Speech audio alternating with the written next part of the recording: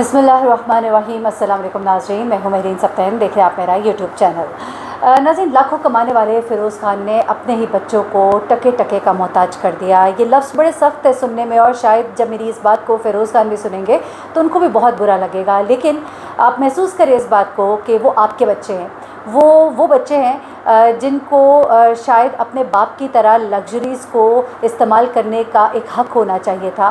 और मैं नहीं समझती कि कोई भी बाप होगा तो वो चाहता होगा कि मैं अच्छा खाऊं, मैं अच्छा पहनूं, मैं अच्छा सोऊं, और मेरे बच्चे जो है वो एक एक रुपए के लिए अपनी माँ की तरफ देखें और अपनी माँ को ख्वाहिशात के लिए तंग करें और चीज़ों को तरस तरस कर महसूस करें, जबकि वो उस बाप की औलाद है जिसके पास बहुत पैसा है, जो लाखों कमाता है, जो महीने महीने का करोड़ भी कमा लेता है, जो ऐसे ऐसे प्रोजेक्ट्स में काम कर रहा है जिसमें उसको बहुत अच्छा पे किया जा रहा है। तो फिर ऐसा क्यों है कि फ़िरोज़ खान ने अपने बच्चों की कफ़ालत से इनकार कर दिया?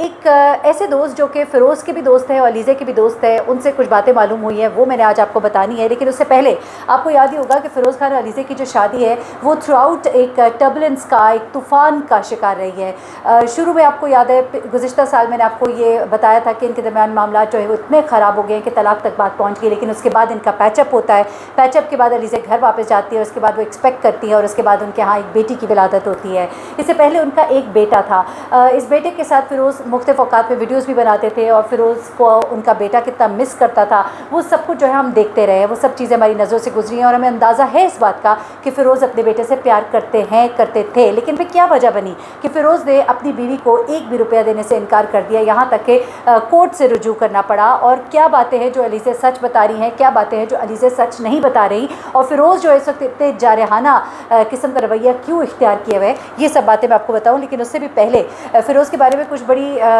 चीज़ें ऐसी सामने आ रही हैं जिसमें पता लग रहा है फ़िरोज़ को एक एंग्री मैन के तौर पे इंडस्ट्री में भी जाना जाता है। ना सिर्फ ये कि वो अपने ड्रामाज़ में एक एंग्री मैन का किरदार अदा करते हैं, बल्कि एक आम लाइफ में भी, यहाँ तक कि ये कहा गया कि फ़िरोज़ ने अपनी बीवी के ऊपर एक दफ़ा पिस्तौल तान ली थी। यानी कि आप देखें ना कि पिस्तौल तानना किसी के ऊपर कितना बड़ा एक अमल होता है। आप यानी कि पिस्तौल कहीं बाहर भी कोई बहुत बड़ा लड़ाई झगड़ा हो तो आपकी सोच के ही निकालते हैं, तो कुछ अपनी बीवी पर जो आपके घर में है, जो निहत्ती है, जो आपके ऊपर अटैक नहीं कर सकती है, जिसके पास इतनी हिम्मत नहीं है, उसको ऐसा क्या हुआ आखिर कि आपने उस पर पिस्तौल तान लिया? तो ये खबरें जो है ये सामने आ रही है। बेसिकली ये 3 सितंबर को गालिबन इनका जो सेपरेशन है वो फ़ाइनल हुई थी।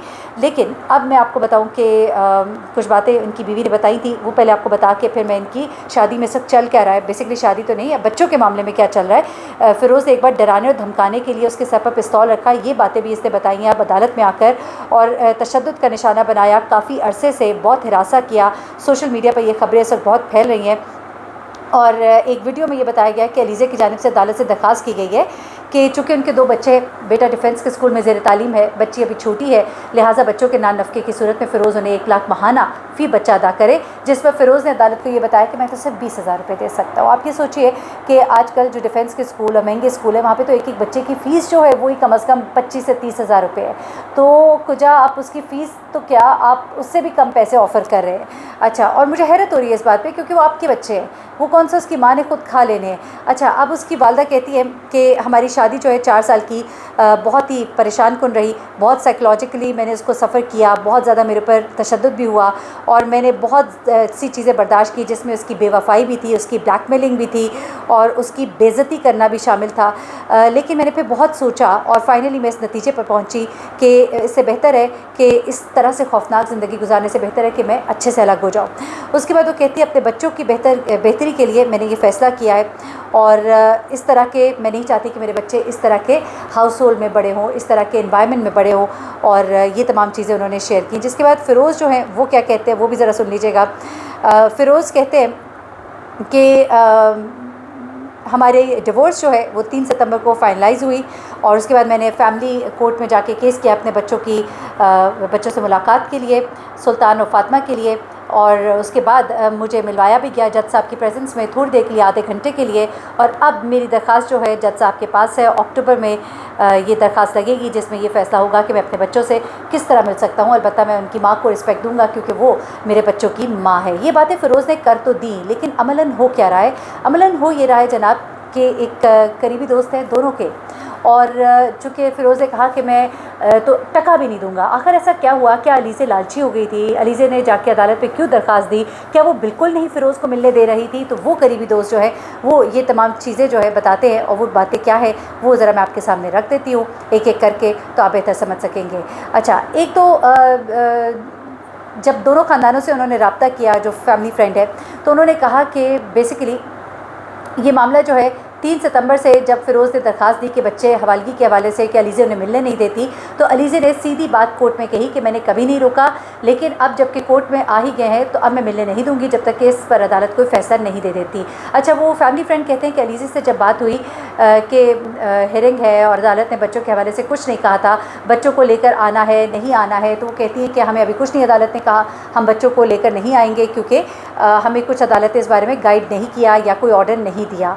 ठीक है, उसके बाद वो ये कहती हैं कि फ़िरोज़ ने जो इल्ज़ामात लगाए हैं वो गलत है। फ़िरोज़ को इवन हेयरिंग से एक दिन पहले भी बच्चा जो है बेटा मिलने के लिए गया था, मेरे पास वो तस्वीरें मौजूद हैं। अच्छा, मेंटेनेंस की जो दरख्वास्त जमा कराई है उस पर वो कहती है कि फ़िरोज़ खान जो है वो बेसिकली उसके बच्चे हैं, और जिस तरह वो अच्छा खाता पीता है तो उसके बच्चों को भी पूरा हक़ है कि वो भी अच्छा खाएँ पिएँ, और क्यों वो बच्चे जो है तरस तरस कर ज़िंदगी गुजारें जबकि वो फ़िरोज़ के बच्चे हैं।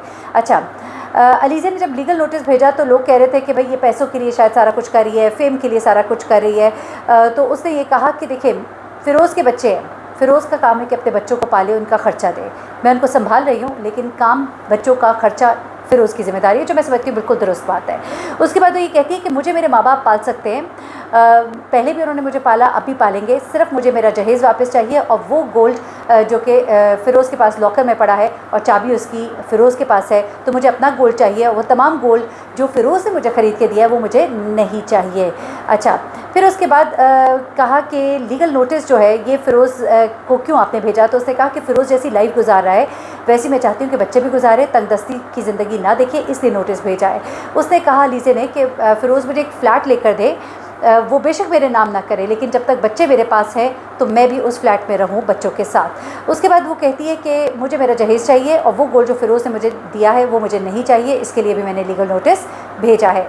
अच्छा, अलीज़े ने ये भी कहा कि दरख्वास्त देने से पहले फ़िरोज़ आया था, सुल्तान को साथ लेके गया था, और उसके बाद उसने दरख्वास्त दी है कि बच्चों से मिलने दिया जाए। वो कहती है कि वो आया था, बच्चों को लेके गया था, एक रात सुल्तान को उसने अपने पास रखा भी था, इसकी तस्वीरें मेरे पास मौजूद है और वो मैं कोर्ट में दिखाऊंगी। अच्छा, उसके बाद ये भी बताया करीबी दोस्त ने कि अदालत में काफ़ी कंफ्यूज था फ़िरोज़ जो है, और जो चीज़ें वहाँ पे हो रही थी वो एक्सपेक्ट नहीं कर रहा था, और जितनी थोड़ी देर के लिए उसको बच्चे से मिलने दिया गया था तो वो बड़ा उस पर परेशान भी लग रहा था।